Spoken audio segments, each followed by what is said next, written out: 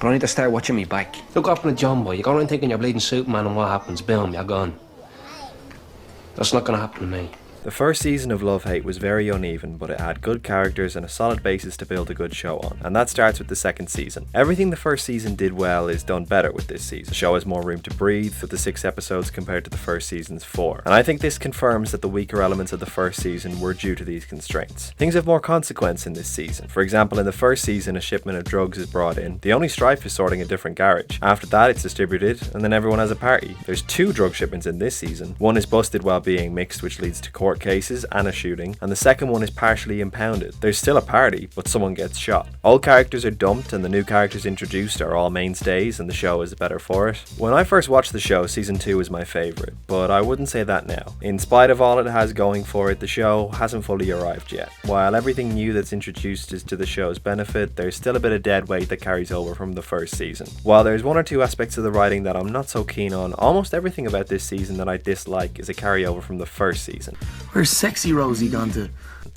We'll get to you two. But what is the story of this season? Well, I find it amusing that the blurb of the DVD says that John Boy is endeavouring to pack up shop and retire in Spain, because John Boy doesn't actually mention moving to Spain till the 5th episode, the second last one, the one where he dies. But the story of this season is Darren gets into debt and has to go back to work for John Boy, only now John is spiralling out of control. And yes, in the first episode he does say that he wants to get out, but I think the DVD blurb is being charitable because he says a lot of things. He's all over the place. But that's what made this season my favourite when I first saw it. It's still the thing I like most about it. It's the John Boy character, and this is his season, and he's just a much more interesting person to follow, especially in the context of a gangster show. As the boss, he cuts deals, he meets with legal people, meets with an informant, he has a daughter, and he has the most incredible apartment that even Ed Sheeran said he wanted. If there is any aspect of this show that glamorizes this life, it's this apartment. But as for the apartment's occupant, mid-season, the central conflicts affecting Darren, Nidge, and Tommy and their partners are all as a result of what John Boy tells them to do. We see Darren having to deal with taking somebody else's life, we see Nidge having to uproot his family just before Christmas when his wife is pregnant, and we see Tommy sending his girlfriend off to hide money and trying to get a hit done, and this is all so much more interesting to watch than somebody wanting revenge and wanting their ex back. We'll get to you too. In the first season, John Boy was really just there to fill the kingpin role. Almost every scene he's in somehow ties back to Darren's story. Now he's somebody we follow and learn so much more about, while also witnessing his descent into mania. What really sums it up for me is this shot in the second episode where he's sitting there in front of an ashtray, an energy drink, a beer, and a bag. Take the illegal drugs away and that's still a headache, and the diet of somebody who's bound to make the wrong decisions. But the powder is the main thing. In the first episode, John asks Darren what to do about nightmares, and Darren makes a throwaway comment. Don't sleep.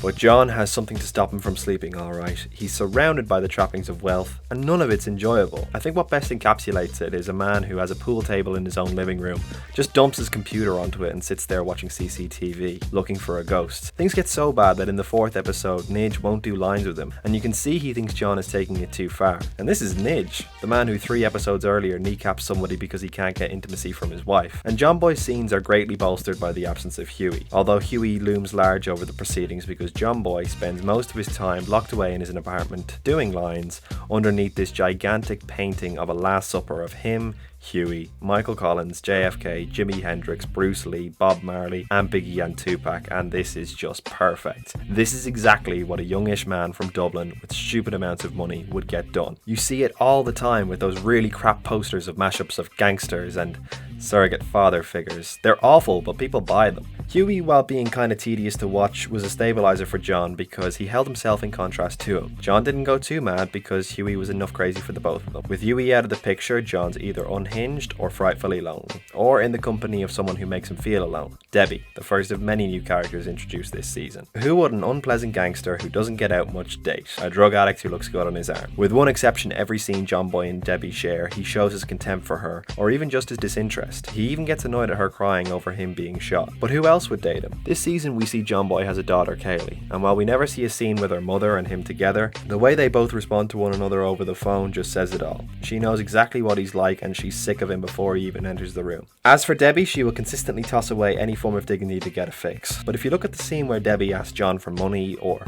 when she says she's too tired to meet Kaylee, he's happy she needs the money. He's happy she's letting him down. He's got something to hold over her. His relationship with everyone, his lawyers, his informant, his gang members, everybody he interacts with is somebody who's beholden to him in some way, and that's how he wants it, or at least how he thinks he wants it, because in the end he reveals the only one he trusts is Darren, because Darren is the only one who wants nothing from him save to be free of him. Everyone else, his gang members, his lawyers, his girlfriend, his informant, they all act like they like him, they all depend on his good graces. Darren makes no effort to hide his distaste, and it's seemingly part of what endears him to him, which is also John's undoing. Darren co-conspiring with Nidge is the one to bring John Boy to an end. But this show has some neat little things that you don't notice until you rewatch it. Darren's central conflict at the start of this season is whether or not he's able to kill someone, and he robs ATMs, a very Darren way to do business, as in his mind this would be a victimless crime, to pay off his debt to John so that he doesn't have to be put in a situation where he has to kill someone under John Boy's orders. But he goes through with it, and John, by forcing Darren into killing someone, leaves Darren more than capable of killing him. I like Darren's story in this season a lot more than the last. At the end of the first season, he's told by John that they're all square, and he's shot by Stumpy and survives. But before this new season even begins, Darren is already working for another criminal. There are no scenes of Darren trying and failing to get a job. This was Dublin in recession, so jobs would have been hard to come by, but there's no evidence he even tried, and I kinda like the idea that Darren just isn't any good at anything else or can't try. But I would fall down more on the side of this being a result of the recurring trait throughout Darren's arc across all the seasons: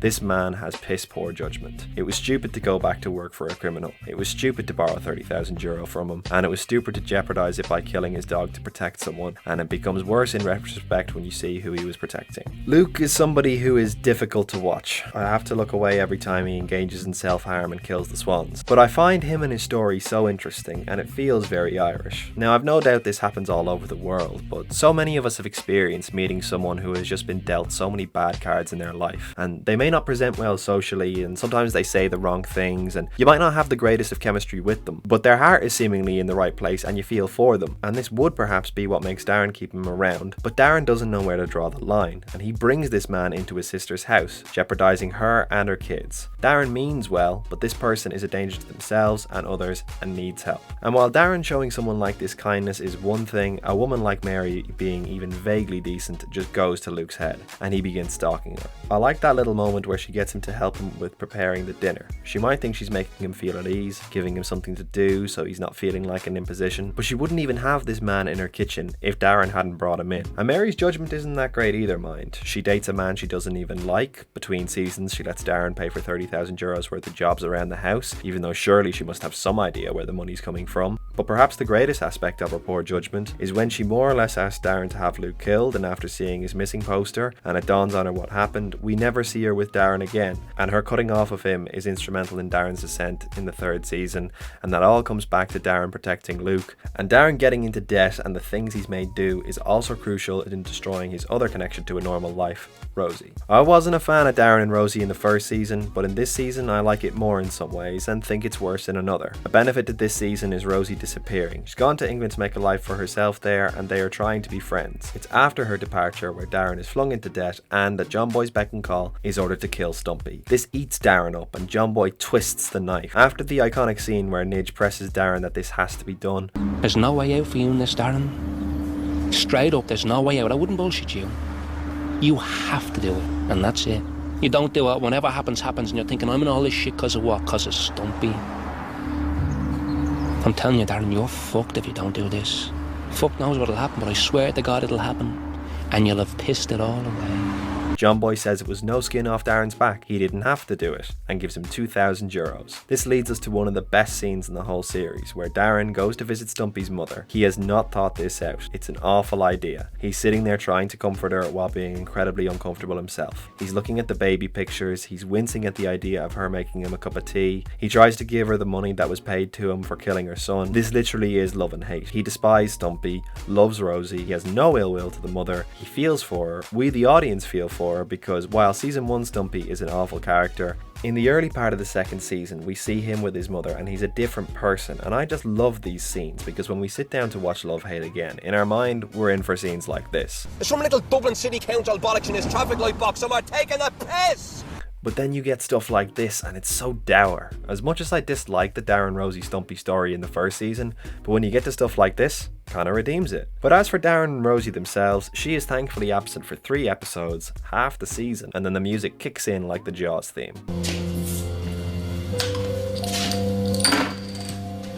She's back. But now Rosie is back in Ireland to stay, so the path is clear for them, and these two do have really good chemistry. You believe they like each other, even though sometimes it does fall into that trap where all they talk about is how much they like each other. There are little moments like Darren broaching the topic of babies and it still slightly stinging her after what she experienced. However, to get this good stuff, we have to endure an unbearably long intimacy scene. This thing is largely unedited. In the previous season, these scenes were done via a montage, or in subsequent season, the scenes we do see have little character moments sprinkled in there.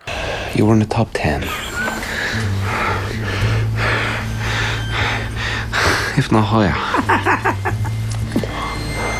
Or they are integral to the plot. This thing goes on for 2 minutes and 20 seconds. And while that is familiar to me, later seasons like the 4th were castigated for an excess of scenes of Nidge getting in and out of cars or shots of Dublin Port. But this thing grinds the pacing to a halt, and if you cut the whole thing out, you wouldn't lose anything story-wise. The show would just be better. Other shows just indulge in these moments because there's a build-up that these people are finally getting together, but given that these people are getting back together, it's reasonable to assume something like this has happened already. Darren and Rosie is better this time around, but it is the weakest part of this season and the parts of the rewatch I like the least. But in the broad scheme of the things, if you treat all the stuff with Rosie and all the stuff with Mary as backstory for who Darren is in the 3rd season, it's all valid. In that sense, it is like The Godfather Part 2, where at the end of the story, the main character has triumphed over their enemies, but in so doing has alienated themselves from those closest to them. But it really doesn't feel like that, because the season ends in a way that leaves it up in the air as to whether or not he'll get back with Rosie, and you really don't learn he's lost touch with them both till the 3rd season, just through little lines of dialogue. I thought you were in London. No, not anymore. No, I'm done with that. Rosie's still over there. I'm done with that as well. In an interview, Stuart Carolan did say considerations of which actors were available to them were considerations in how he would write a new season, so it's possible he was referring to Ruth Negga or Ruth Bradley, but the show gets by fine without them, and seeing how everything goes for all the other characters, it's a nice idea that at least 2 people make it out of this thing unscathed. But easily the most enduring aspect of Darren's story from this season is the new character we meet through him, who became a lot of people's favourite. I did a 4-year degree in chiropody and podiatry. It's for your fee. The Fran we meet in this season is not quite the Fran we all know and love, but that's kind of the point. It's the events of this season that drive him over the edge. He is violent and he is depraved, but at the very least he cares about his appearance, lives in a clean home, runs his own thing, but by the end of the season and into the next, he's dishevelled, living on his site, and he's subservient to Nidge. Fran is known as being crazy, but in this first season with him, he's really more sinned against than sinning. Fran agrees to let John Boy cover Darren's debt in exchange for investing in a shipment. After a consignment of drugs is seized while being mixed in a hotel and Tommy and Ado and Potsy are arrested, he's understandably concerned about going in on the deal, which John assures him will go off without a hitch, only for it to be impounded. However, when one container gets through, John maintains only his half got through. After being insulted by him, he shoots John Boy, and after that, it's more of a case of Fran fleeing John Boy's gang than John Boy evading attacks from Fran. Fran's storyline wraps up in the same manner as how Huey's wraps up in the first season, with a random act of violence. Fran, full of drink after being ribbed by Carl, stabs him with a glass, and I am totally on board with it. For one, it's in keeping with Fran's character, but for two, this is the first of many times where we see him off his head. In the first episode, Fran goes off to a party, but he goes to talk business and leaves when a deal is struck, but presumably the death of his wife and the subsequent attempts on him has driven him off the deep end. But whereas in the first season, Huey's death happens and then John and Darren are all good, in this instance, with Fran out of the picture, John and Nidge are all good, but all good is not good enough for John, and that's what pushes Nidge over the edge. I really enjoy Nidge's story in this season because it's through Nidge's eyes where we witness so much of John's decline. From the get-go, we see Nidge is distressed with how John does business, his casual dismissiveness of Fran. He could do it himself if he had half a brain. Double-crossing Fran. You know there's going to be war over this. He suggests compensation. You don't think we should cut him in on a quarter of it? What am I now, St. Vincent de Paul? I really love this scene where Nidge is just trying to have an ordinary chat with John, but he can't hold a conversation. He can see John can barely get dressed, and once they mention Huey, a glimmer of hope on Tommy and Nidge's faces where they might be having a laugh again, and once he notices that the vest is on wrong, he's back to the madness. John is still all business, even when Nidge's baby is born. The Christmas episode consists of Nidge and Tommy trying to spend Christmas with their families, and John is pretty much all alone and obsessed over getting Fran killed. Even the incidental conversation is paranoid from John Boy to Nidge. You know, in Sicily, they write everything down. Don't even trust the pay as you go. That's how come they end up never getting caught. But what's interesting is despite how highly strung he is, John never once suspects Nidge. In the second episode, when the hotel is busted, John orders hits on Stumpy and Ado. Tommy is made to suffer, but Nidge is beyond reproach, despite the fact that his reason for leaving, to be with his business partner's wife, is even worse. I want a pipe bomb going in the house. Alright. When his missus is in there. While the signs are there in season 1 that Nidge is the violent monster he later becomes, this season sort of solidifies it. There's the oft-quoted speech, and it sounds very impressive. I'll do it, I don't care, I'll get on with it. But then he has a wobbler over whether or not he can go through with it. What'll I do, Darren? If there was a way I knew she was upstairs or something I could do it to him. But he does, confirming he meant every word he said. He really doesn't care about anyone, in spite of the faux concern he shows Siobhan. Siobhan and Tommy have a story this season which, while it seems like the B-plot, is crucial for the overall story. After Tommy is caught by the police in the bust, Siobhan is made carry cash through customs for John Boy's new accounts he's opened with Dave. This was where I learned what a lily white was. But the only tricky bit is lodging the money, getting her over through customs. You have to have it in cash, so there's no paper trail. I'll need a lily white. Siobhan is understandably panic-stricken by the whole affair and does have a breakdown in the airport. Throughout the 5 seasons, Siobhan is the one who suffers the most, and this is the first example of it. And as a result of her suffering, that ultimately leads to her start informing the Gardaí in the 4th season. But the reason we feel for her more so than anyone else in the show is Siobhan is all of 17 years old at the show's start. Sure, she knows what Tommy does. His house is raided after she sleeps over, but someone of that age is bound to make mistakes. She may think there's something enticing about a man like this, and while he can rush to her defense, he can't stand up to his boss on her behalf. I don't know what else I could have done. You could have said no. Tommy is as sleazy as ever this season. It seems he's incapable of not getting involved with women close to his colleagues. He is intimate with Debbie, but he gets all concerned about her. He's uneasy with her being made fun of. He comes to get her from Ado after she's all messed up on drugs he gave her. He even lets her do something for him by making him a cup of tea, which is enough to spook the perpetually wound up John Boy to pick him to carry out the hit on Fran. And the attempted hit brings up an aspect of this show I don't like. They need a driver for the job and they get this guy Mika. This is the first time a teenager is in the show, and it just doesn't deliver on the potential. The kid is instructed to burn the car after the job and he doesn't do it, so maybe it's showing using a kid is unreliable, except the adults are just as unreliable, as evidenced by them all falling asleep at the hotel. But then the kid's just seen being interrogated by the police. John Boy warns Nidge he has to keep his mouth shut, and that's it. Now in of itself it's unremarkable, but on the rewatch I do see it as a recurring issue with this show, that it doesn't deliver on the potential of how messed up it is to get kids involved in this business, but it's more disappointing in the 4th season. But what the season as a whole all builds towards is Nidge taking over. Did you see it again last night? The ghost.